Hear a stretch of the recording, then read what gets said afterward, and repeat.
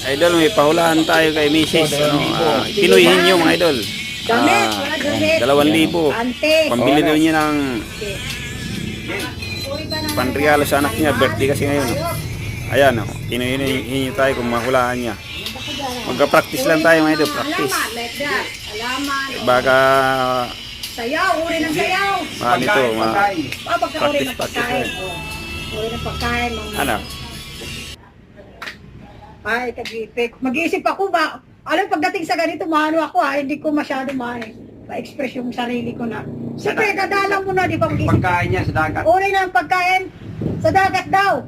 So, dagat, mag-upisa tayo sa isda ba? Uri ng isda. Hindi. Hindi, uri siya ng mga seals, like that.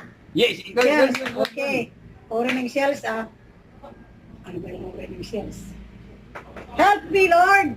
Uri ng shells, like, may shells yung crab, like that. Hindi. Tahong. Ayo! Ay, tahong, mga kabibig. Tama ba ako? Uri ng tahong nga, tahong yung kabibig pala ito.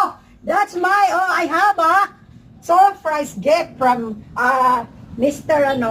Slice. Idol ba yung YouTube?